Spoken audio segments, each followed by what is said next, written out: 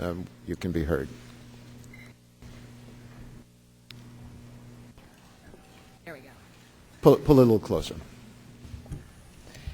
Good morning, Mr. Chairman and members of the committee. My name is Valerie Plame Wilson, and I'm honored to be invited to testify under oath before the Committee on Oversight and Government Reform on the critical issue of safeguarding classified information. I'm grateful for this opportunity to set the record straight. I've served the United States loyally and to the best of my ability as a covert operations officer for the Central Intelligence Agency. I worked on behalf of the national security of our country, on behalf of the people of the United States, until my name and true affiliation were exposed in the national media on July 14, 2003, after a leak by administration officials. Today, I can tell this committee even more. In the run-up to the war with Iraq, I worked in the Counterproliferation Division of the CIA, still as a covert officer whose affiliation with the CIA was classified. I raced to discover solid intelligence for senior policymakers on Iraq's presumed weapons of mass destruction programs. While I helped to manage and run secret worldwide operations against this WMD target from CIA headquarters in Washington, I also traveled to foreign countries on secret missions to find vital intelligence. I loved my career because I loved my country. I was proud of the serious responsibilities entrusted to me as a CIA covert operations officer, and I was dedicated to this work. It was not common knowledge on the Georgetown cocktail circuit that everyone knew where I worked. But all of my efforts on behalf of the national security of the United States, all of my training, all of the value of my years of service were abruptly ended when my name and identity were exposed irresponsibly. In the course of the trial of Vice President Cheney's former Chief of Staff, Scooter Libby, I was shocked by the evidence that emerged. My name and identity were carelessly and recklessly abused by senior government officials in both the White House and the State Department. All of them understood that I worked for the CIA, and having signed oaths to protect national security secrets, they should have been diligent in protecting me and every CIA officer.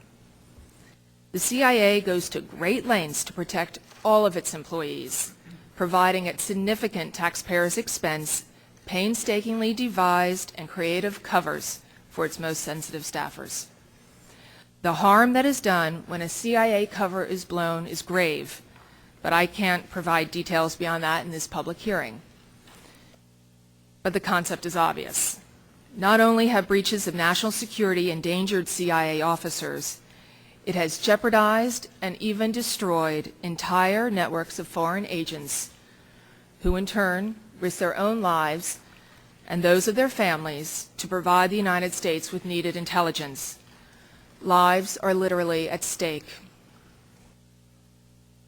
Every single one of my former CIA colleagues, from my fellow covert officers to analysts to technical operations officers to even the secretaries, understand the vulnerabilities of our officers and recognize that the travesty of what happened to me could happen to them. We in the CIA always know that we might be exposed and threatened by foreign enemies. It was a terrible irony that administration officials were the ones who destroyed my cover. Furthermore, testimony in the criminal trial of Vice President Cheney's former Chief of Staff, who has now been convicted of serious crimes, indicates that my exposure arose from purely political motives. Within the CIA, it is essential that all intelligence be evaluated on the basis of its merits and actual credibility.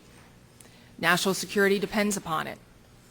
The tradecraft of intelligence is not a product of speculation.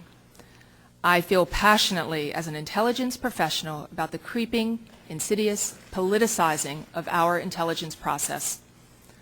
All intelligence professionals are dedicated to the ideal that they would rather be fired on the spot than distort the facts to fit a political view, any political view or any ideology.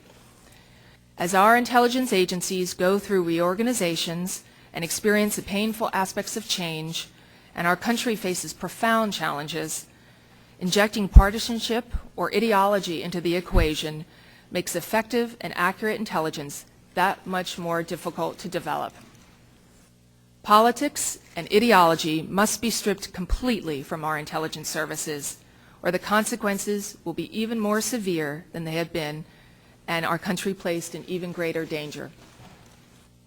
It is imperative for any president to be able to make decisions based on intelligence that is unbiased. The Libby trial and the events leading to the Iraq War highlight the urgent need to restore the highest professional standards of intelligence collection and analysis and the protection of our officers and operations. The Congress has a constitutional duty to defend our national security, and that includes safeguarding our intelligence. That is why I'm grateful for this opportunity to appear before this committee today and to assist in its important work. Thank you, and I welcome any questions. Thank you very much, Ms. Wilson.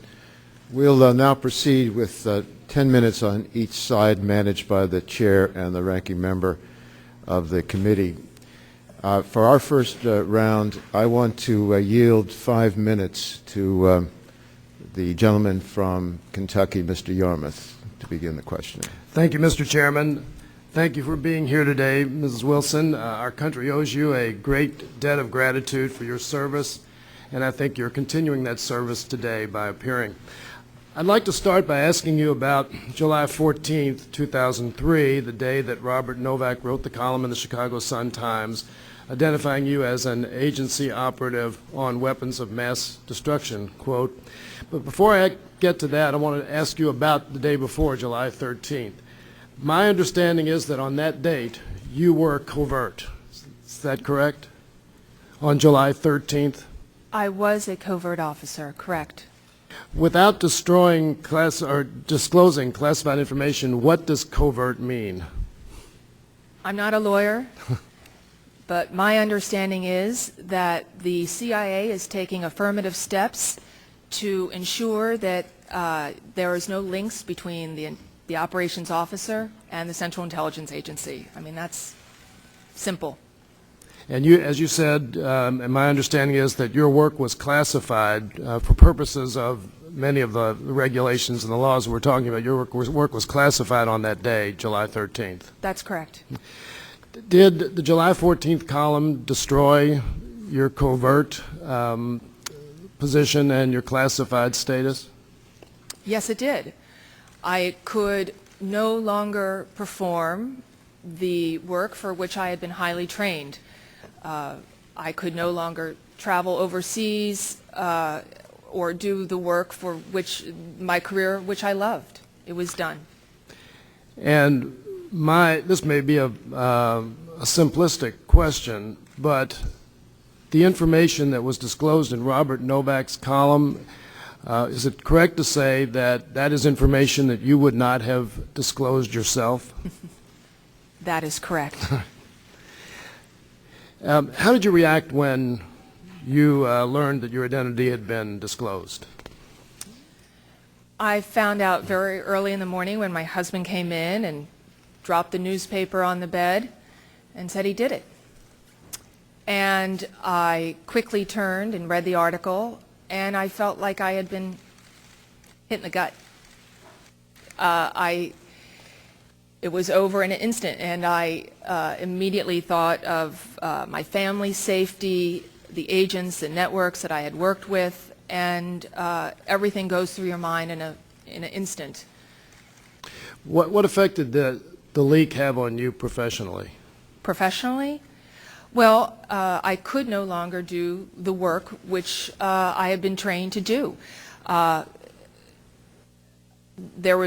that, there is no way that you can serve overseas in a covert capacity. And so that career path was terminated.